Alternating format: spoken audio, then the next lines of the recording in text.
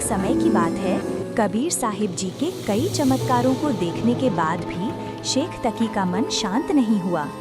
उसकी आंखों पर ईर्ष्या और अहंकार की पट्टी बंध चुकी थी। शेख तकी ने सोचा, कबीर साहिब की तो और अधिक महिमा हो गई। उसने कबीर साहिब को नीचा दिखाने की एक और योजना बनाई। क्या हुआ पीर जी, किस गहरी चिंता में हो?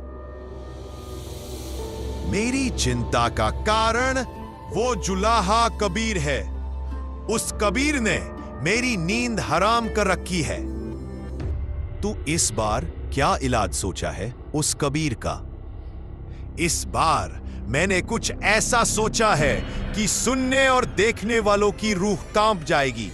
तुम कल सभी मुसलमानों को इकट्ठा करो। शेख तकी ने हजारों मुसलमानों को इकट्ठा किया। मेरे भाइयों, आपको पता होगा कि बादशाह सिकंदर अपने साथ एक कबीर नाम के जुलाहे को ले आया है। भाइयों, वो जुलाहा खुद को अल्लाह कहता है और हमारे धार्मिक कार्यों को गलत बताकर हमारे धर्म का अपमान करता है। उस जुलाहे ने बादशाह को अपने वश में कर लिया है। तुम लोग मेरा साथ दो, वरना बात और बिगड़ सकती है। सब लोग मेरी बात ध्यान से सुनो। वो कबीर कोई अल्लाह नहीं है, वो तो जादूगर है। उसकी असलियत सबके सामने लानी होगी। मैंने एक योजना बनाई है। हम उस कबीर को उबलते तेल के कड़ाहे में डालेंगे। अगर वो बच गया तो हम उसे अल्लाह मान लेंगे। इसके लिए तुम लोग मेरा साथ दो। हम सभी आपके साथ हैं। जैसा आप कहोगे हम वैसा ही करेंगे। सभी लोग राजा सिकंदर लोधी के दरबार में पहुंच जाते हैं। हुजूर, वो कबीर खुद को अल्लाह कहता है। वो हमारे धर्म का अपमान करता है। अगर वो अल्लाह है तो उसे अग्नि परीक्षा देनी चाहिए। जहांपनाह, हम उस कबीर की परीक्षा करना चाहते हैं। हम उसे उबलते तेल में डालेंगे। अगर वह बच गया तो हम सब कबीर को अल्लाह मान लेंगे। अगर वो अल्लाह है तो गर्म तेल उसका क्या बिगाड़ सकता है? क्यों भाइयों, सही है ना? हाँ, सही है। हाँ, कबीर को अग्नि परीक्षा देनी ही होगी। जहांपनाह, अगर आपने ऐसा करने से मना किया तो हम सभी बगावत करेंगे कि राजा काफिर हो गया है। ये देखकर राजा घबरा गया। अगर ये बात बढ़ी तो राजशाही डगमगा जाएगी। यह तो बहुत गंभीर बात है। कहीं यह मेरे राज्य के लिए संकट न बन जाए। ठीक है पीर जी, हम कबीर जी से इस बारे में बात करेंगे। सिकंदर लोधी कबीर साहिब के पास जाता है।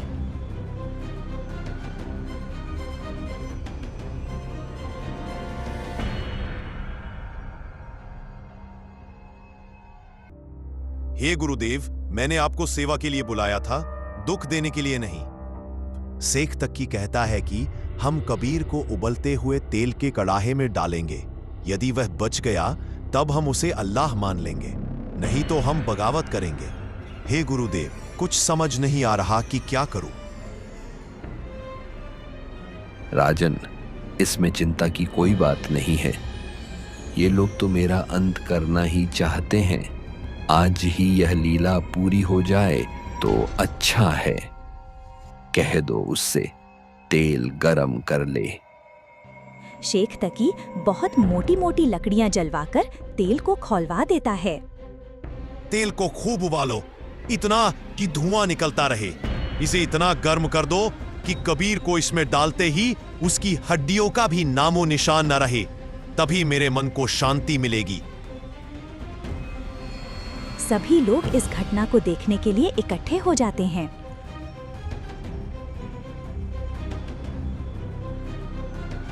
कबीर को पकड़कर इस गरम तेल में डाल दो। यह कष्ट भी क्यों करते हो? मैं स्वयं ही बैठ जाऊंगा।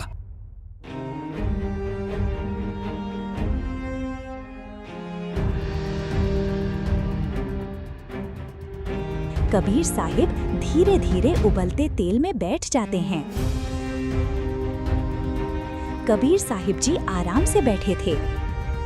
अरे, इस कबीर को तो कुछ हुआ ही नहीं। ये तो ऐसे बैठा है जैसे ठंडे पानी में हो।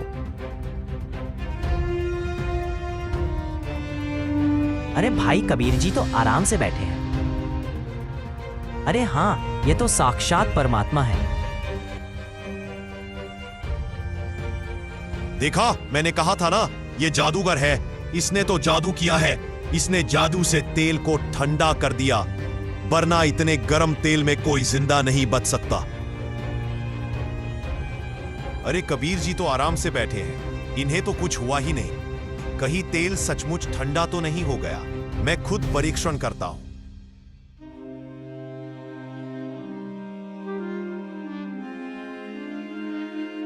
राजन, इसमें हाथ ना देना। ये तेल इतना गर्म है कि हाथ गल जाएगा। यदि कबीर जी को कुछ नहीं हुआ तो मुझे क्या होगा?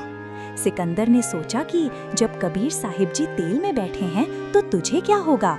ये सोचकर मना करते करते उस उबलते हुए तेल के कड़ाहे में उंगली दे दी।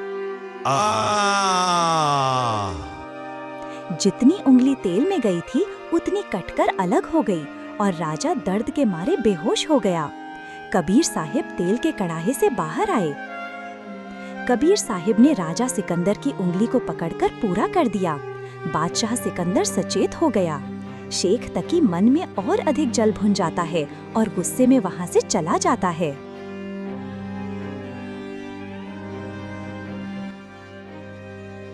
हे परवरदिगार, मुझे माफ कर दो मालिक, मेरे से गलती हो गई। राजन, आपका दोष नहीं है। यह सब काल ब्रह्म की चाल है।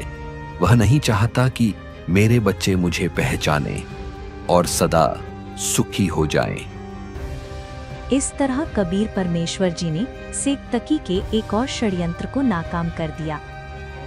दोस्तों, अगर आपको वीडियो अच्छी लगी हो तो वीडियो को लाइक करें और हमारे चैनल को सब्सक्राइब कीजिए। धन्यवाद।